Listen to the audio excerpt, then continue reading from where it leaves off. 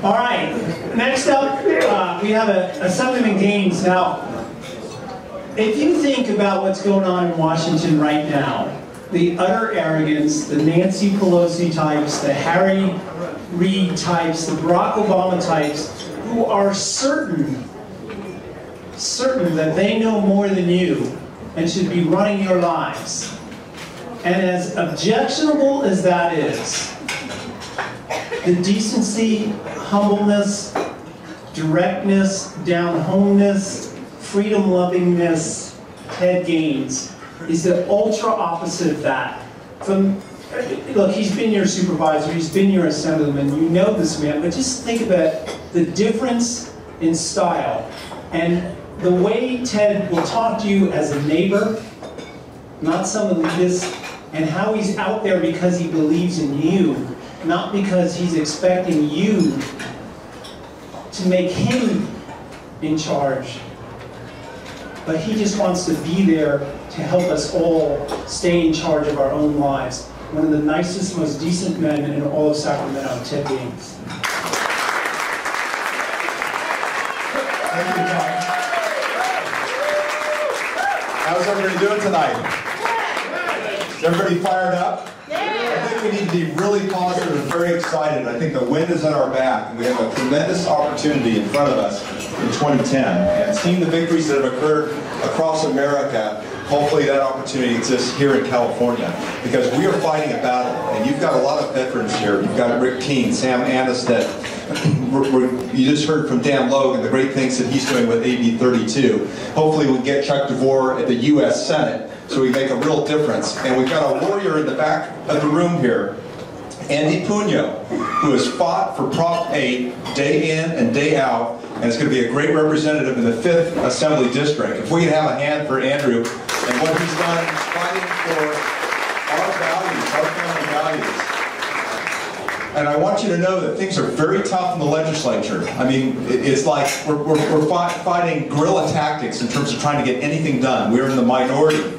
I'm putting forward legislation to repeal the tax increases.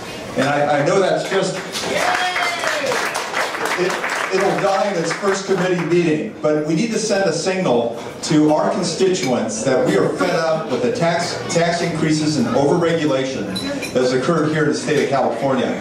On the regulation front, there's something that actually the Canadians have done, and I don't look to the Canadians very often for regulatory reform. But if you look at British Columbia, Premier Campbell put in a regulatory policy that said we were going to reduce 1/3 of all existing regulation within a 2-year time frame, and they exceeded the goal and eliminated 42% of the regulation that's on the books. And regulation, folks, is a tax. It is a tax. Look at the number of hours that you spend as small business owners trying to adhere to all this crap. Quite frankly, a lot of it is crap. I'm not anti-regulatory, but a lot of it is just, it doesn't make sense. I was talking to a small business owner that said that there are regulations on the books that contradict one another, and they don't know which regulation to follow.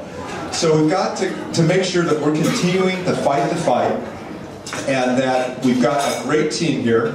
Tom McClintock is doing an awesome job in Congress. And yeah, let's hear it for Tom.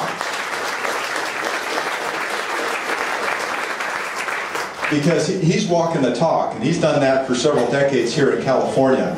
And when you take a look at his logical approach to an appropriation, and that is, guess what? It has to go through a public hearing, and it has to go through a normal vote, so that you, as the voting public, know what's happening in Washington, D.C.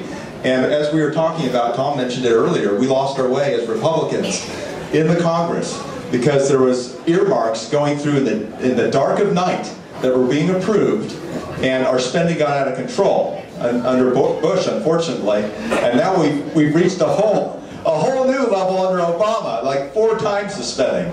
So we got to continue to get back to our roots, that we are Republicans of small government, that we are Republicans of low taxes, that we want to lift up the small business owner so that they can succeed, and let's try to create as many millionaires as we can in America. So thank you so much for the opportunity to speak. Take care.